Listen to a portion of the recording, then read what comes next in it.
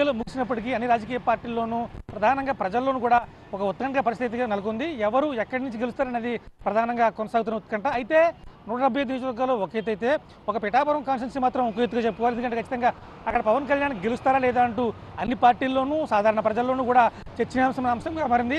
మరి అక్కడ పవన్ కళ్యాణ్ గెలుస్తాడా అంటే జనసేన నేతల్లో మాత్రం ఖచ్చితంగా గెలుస్తారు అనే ధీమా వ్యక్తం చేస్తున్నారు. ఎందుకనంటే గడిచిన ఎన్నికల్లో గాజువాక్ కావచ్చు, భీమవరంలో కావచ్చు పవన్ కళ్యాణ్ ఓడిపోవడంతో ఆయనకి సింపతి ఉంది. దాంతోపాటు పిఠాపురంలో మెగాస్టార్ అభిమానులు కావచ్చు, మెగా కుటుంబం అభిమానులు ఎక్కువగా ఉన్నారు. గతంలో కూడా ప్రజారాజ్యం పార్టీ సమయంలో కూడా ఇక్కడి నుంచి వంగా గీత గెలిచారు. ఈ నేపథ్యంలో కాపు ఓటర్లు ఎక్కువగా ఉన్నారు. ఎన్ని చూసుకుంటే ఖచ్చితంగా పవన్ కళ్యాణ్ మళ్ళీ గెలుస్తారు. అయితే సుమారుగా 25,000 నుంచి 40,000 ఓట్ల మెజార్టీలోపు పవన్ కళ్యాణ్ గెలుస్తారని చెప్పి జనసేన నేతలు జోస్యం చెబుతున్న పరిస్థితి కనబడుతుంది.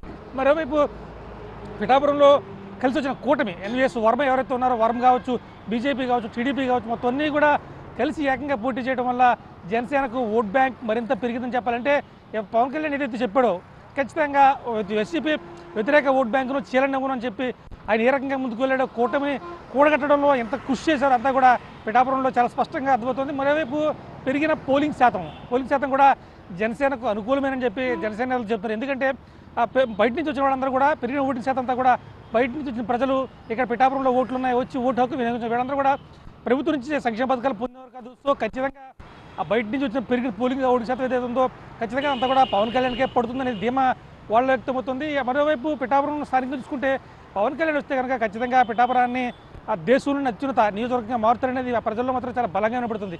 ఈ నేపథ్యంలో ఇన్ని కోణాలు చెబుతున్న నేపథ్యంలో ఖచ్చితంగా పవన్ కళ్యాణ్ వస్తారు. ఎందుకంటే ఆయన ఎన్నికల్లో ముందే హామీ ఇచ్చారు. పిఠాపురం కావాల్సిన మల్టీ స్పెషాలిటీ హాస్పిటల్ ఏదైతే ఉందో సుమారుగా 50 కోట్లు ఖర్చు అవుతుంది.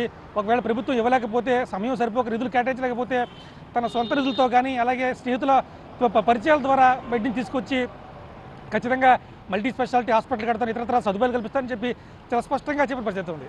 మొత్తం మీద చూసుకుంటే జనసేన అభిప్రాయం కావచ్చు, తెలుగుదేశం కావచ్చు, వైసీపీ కావచ్చు, అందరూ కూడా పిఠాపురంలో పవన్ కళ్యాణ్ గెలుస్తారనే అభిప్రాయాలు మాత్రం ఎక్కువ శాతం వ్యక్తమవుతారని చెప్పాలి. కెమెరా రవిశంకర్తో రాజేష్, బిగ్ టీవీ, పిఠాపురం.